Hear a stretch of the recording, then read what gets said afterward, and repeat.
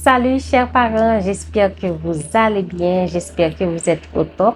Alors, pour ceux qui viennent de tomber sur cette vidéo, je vais vous faire savoir que vous regardez l'émission Au cœur de l'enfance.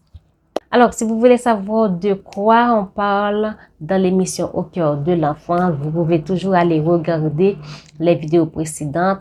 Donc, vous allez dans Playlist, vous voyez Au cœur de l'enfance et comme ça, vous pouvez regarder les vidéos.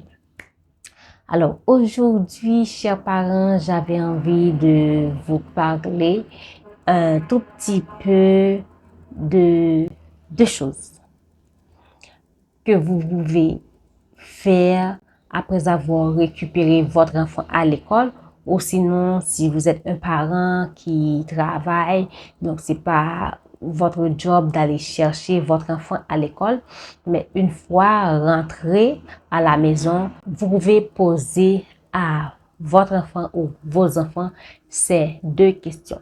Il y en a plusieurs, mais je vous sélectionne les deux. D'abord, une fois que vous arrivez à l'école, vous récupérez votre enfant, essayez de voir ou de percer l'humeur de votre enfant.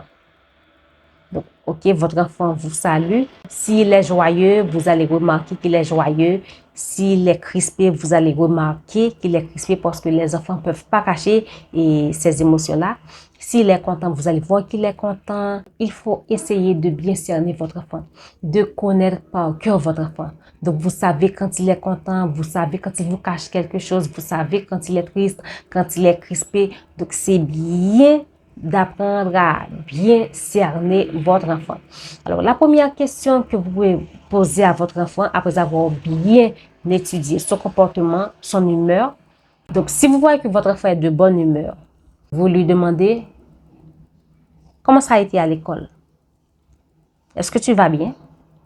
Mais si vous voyez que votre enfant, il est crispé, il est triste, il est de mauvaise humeur, vous pouvez dire, je te trouve un peu triste. Ça ne va pas? Ou est-ce que ça va? Donc, vous posez la question avec bienveillance. Donc, l'enfant va vous expliquer comment ça a été. S'il est content, il va vous dire que oui, et tout va bien, j'ai fait une nouvelle amie ou un nouveau ami et j'ai fait telle ou telle chose. Il va vous décrire la journée. Mais sinon, s'il va pas bien, automatiquement, ça va dépendre de l'enfant. S'il est crispé, donc vous lui posez la question, je te trouve crispé ou je te trouve triste et qu'est-ce qui ne va pas? Ça peut arriver qu'ils font en larmes, ça peut arriver qu'ils ne font pas en larmes, mais il va vous expliquer ce qui ne va pas. Mais c'est à vous d'avoir une attitude vraiment bienveillante. Pourquoi? Donc, vous n'allez pas demander d'un ton autoritaire, qu'est-ce que tu as? Tu es toujours crispé, toi? Ou tu es toujours de mauvaise humeur? Non. Avec bienveillance. Lorsque vous posez la question avec bienveillance, l'enfant va s'ouvrir à vous. C'est très, très, très important. La deuxième question que vous devriez poser à votre enfant, c'est lui demander comment a été la journée. Donc, il y a une grande différence. La première question, vous voyez qu'il est de mauvaise humeur ou qu'elle est de mauvaise humeur. Vous posez la question selon son humeur. Mais la deuxième question, c'est global. Comment a été la journée? Quoi de neuf? Est-ce que tu as fait de nouveaux amis? Est-ce que tu as compris ce qui s'est passé à l'école? Et est-ce que la maîtresse a dit? Est-ce que tu t'épanouis dans la classe? Est-ce qu'il n'y a pas quelqu'un qui te harcèle? Parce qu'on on connaît tous le harcèlement scolaire. Donc, c'est très important de poser ces deux questions-là à vos enfants ou à votre enfant. Il n'y a pas que ces deux questions-là, comme je vous l'ai dit. Il y a plusieurs questions que vous pouvez poser à votre enfant après l'avoir récupéré à l'école.